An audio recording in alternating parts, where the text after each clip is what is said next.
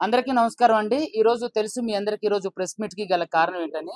అయితే ప్రతి స్థాయిలో గూడా మంగ్లీ గారు తప్పించుకోవడానికి రకరకాల ప్రయత్నాలు చేస్తున్నప్పటికిని కూడా వాస్తవ సంఘటనలుగా ఆధారంగా చేసుకొని వాళ్ళందరి మీద కేసులు అవ్వడం జరిగింది. అదే విధంగా మంగ్లీ గారు, అదే విధంగా మంగ్లీ గారి వాళ్ళ తమ్ముడు గూడా శివ గూడా మీడియా వేదికకు వచ్చి పచ్చి అబద్ధాలు చెప్పడం గూడా జరిగింది. వాటన్నిటికి సంబంధించి నేను ఫోటోలు, వీడియోలు గూడా రిలీజ్ చేయడం జరిగింది. అయితే ఎవరైతే శివ చౌహాన్ వచ్చి నాకు అతనికి సంబంధం లేదు, వారికి మాకు అసలు సంబంధమే లేదు, ఏదో మాకు అంటే అప్రస్తుతంగా మమ్మల్ని ఇందులోకి లాగేస్తున్నారు, ఎటువంటి పరిస్థితి మాకు ఎటువంటి సంబంధం కూడా లేదని చెప్తున్న క్రమంలో అదే విధంగా మా మీద అసలు కనీసం ఎఫ్ఐఆర్లు కూడా లేవు అని చెప్పేసి మీడియా సాక్షిగా అబద్ధం చెప్పడం జరిగింది.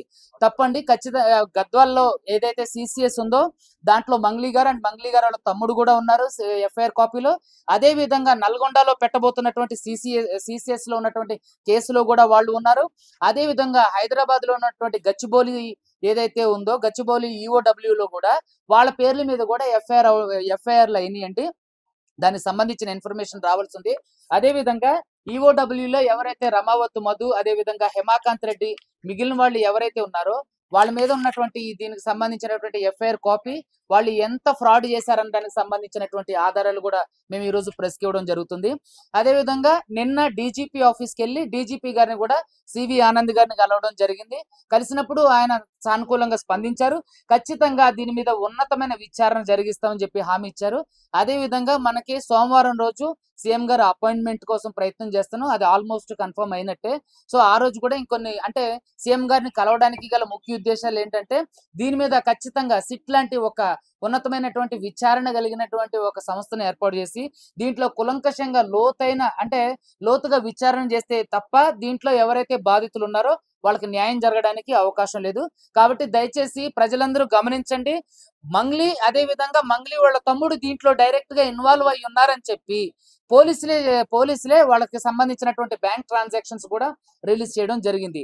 అసలు నాకు మంగ్లీ గారు ఎవరైతే ఉన్నారో ఆవిడ పంజాగుట్ట ప్రెస్ మీట్ లో నేను కంప్లైంట్ పెట్టిన తర్వాత ఆవిడ కంప్లైంట్ ఇవ్వడానికి వచ్చినప్పుడు ఇదే మీడియా ముఖంగా మంగ్లీ గారు ఏమని చెప్పారు, అసలు నాకు వాడెవడో తెలీదు అని చెప్పారు. మరి వాడెవడో తెలియనప్పుడు వాడు మీ ఇంట్లో మీ చెల్లితో పాటు మీ అమ్మగారితో పాటు ఎందుకు మాట్లాడుతూ ఉండు?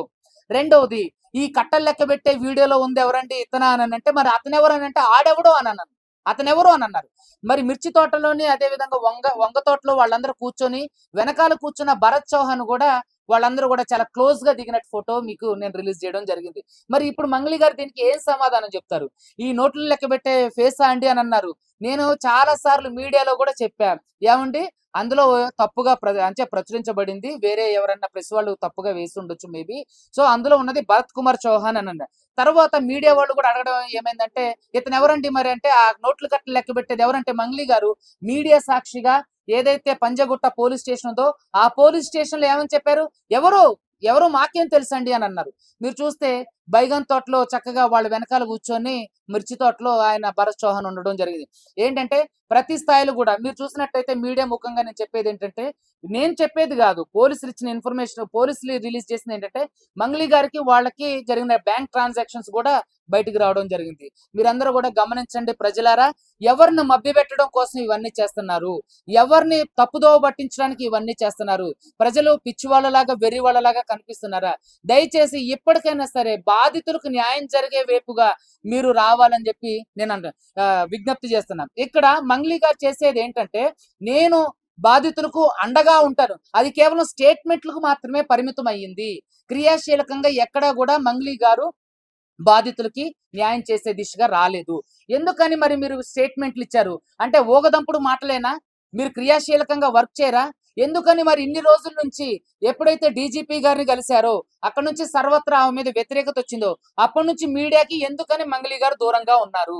ప్రెస్ మీట్ పెట్టినటువంటి ఎవరైతే మంగ్లీ గారు వాళ్ళ ఎవరు అతను ఉన్నాడో మేనేజరు, మరి మేనేజర్ తో ప్రెస్ మీట్ పెట్టించాల్సిన అవసరం ఏంటి? మేనేజర్ కి దీనికి ఏంటి సంబంధం? అసలు మేనేజర్ చెప్పాల్సిన అవసరం ఉంది అంటే జరిగేవన్నీ కూడా మేనేజర్ కి సంబంధించే జరుగుతున్నాయి. కాబట్టి మేనేజర్ ను కూడా ఎవరైతే మంగ్లీ మేనేజర్ ఉన్నారో తన మీద కూడా మేము కేసులు ఫైల్ చేయడం జరిగింది. తను ఏం తెలిసి రూఢీపరిచిండు అంటే తన ఇన్వాల్వ్‌మెంట్ కూడా ఉంటేనే కదా తను స్టేట్‌మెంట్ ఇవ్వగలిగేది. సో, కాబట్టి మంగ్లీ వాళ్ళ ఎవరైతే ఉన్నారో తనను కూడా పార్టీ చేయడం జరిగింది. ఇంకొక విషయం నేను మీడియా మిత్రులకి, మీడియా ముఖంగా ప్రజలందరికీ తెలియజేసేదేంటంటే, ఇది జరిగేదంతా కూడా కుట్రపూరితమైనటువంటి చర్యలు. మంగ్లీ గారు చాలా మందిని మేనేజ్ చేసుకుంటూ వస్తున్నారు.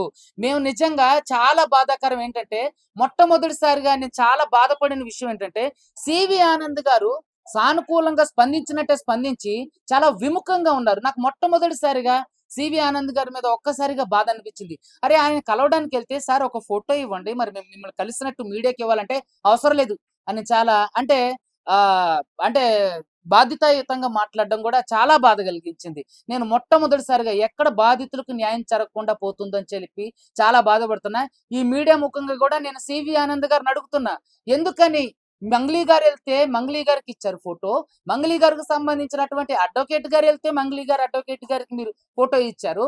ఎందుకని మేమెళ్తే కనీసం మమ్మల్ని పట్టించుకోలేదు. దాదాపుగా 40 మంది బాధితులను తీసుకొని 40 మంది బాధితులను తీసుకొని మేము సివి ఆనంద్ గారిని నిన్న 3 గంటలు వెయిట్ చేసి లాంజ్‌లో 3 గంటలు వెయిట్ చేసి లిటరల్లీ ఆయన కలిస్తే కనీసం ఫస్ట్‌లో సావధానంగా మాట్లాడినట్టు మాట్లాడి మేమేం చేయాలో మాకు చెప్తున్నారని చెప్పేసి సివి ఆనంద్ గారు మాట్లాడినటువంటి తీరు చాలా బాధాకరం. నిజంగా నాకు థ్రెట్ ఉంది సార్. నాకు రక్షణ కల్పించండి. ఇదిగోండి అని ఎన్ని సార్లు అంతకుముందున్న శివధర్ రెడ్డి గారికి నేను అప్పీల్ చేసుకోవడం జరిగింది. అదే విధంగా సివి ఆనంద్ గారిని కూడా నేను కలవడం జరిగింది. మాకేం పని లేదా? మీ అందరికీ రక్షణ కల్పించుకుంటూ పోవాలని చెప్పేసి ఒక బాధ్యతాయుతమైనటువంటి పదవిలో ఉన్న సివి ఆనంద్ గారు ఇలా మాట్లాడడం నిజంగా బాధాకరం. మరి సార్ ఎటువంటి అంటే ఎలా ఏ ఆలోచనలో ఉన్నారో మాకైతే తెలీదు గానీ, సార్ మీ మీద మాకు గౌరవం ఉంది. దయచేసి మాకు రక్షణ కల్పించండి. పోరాడేవాళ్ళు అంతకుముందు కూడా నేను సివి ఆనంద్ గారితో కూడా డిస్కస్ చేశా. సార్ ఇద్దరు అడ్వకేట్‌ని ఇలాగే చంపేశారు సార్. ఒక అడ్వకేట్‌ని రీసెంట్‌గా ఒక లేడీ అడ్వకేట్‌ని కూడా వాళ్ళ సొంత అన్నయ్య సుఫారీ ఇచ్చి మరి చంపేసిందంటే ఆహ్, బ ఏం కాదులెండి. ఏం చచ్చిపోరులెండి అని ఇలా మాట్లాడతారా? నిజంగా చాలా బాధాకరం. దేశంలో ఉన్నటువంటి న్యాయ వ్యవస్థలో ఉన్నటువంటి అడ్వకేట్‌లకి, న్యాయం కోసం పోరాడుతున్నటువంటి అడ్వకేట్‌లకి ఏమాత్రం బాధ్యత లేదు. అది బాధ్యత లేకోకుండా అంటే మా ప్రాణాలంటే వాళ్ళకి ఎటువంటి బాధ్యత లేదు.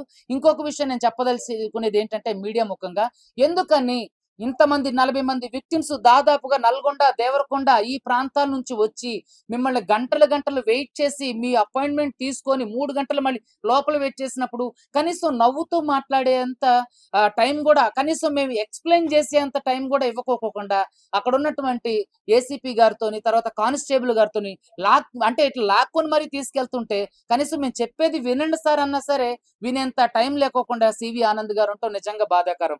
ఇంకోటేంటంటే బాధితులకి మొట్టమొదటిసారిగా నేను ఆనంద్ గారు డీజీపీ ఆఫీస్ నుంచి బయటకొచ్చిన తర్వాత నేను నిజంగా చాలా బాధపడ్డా.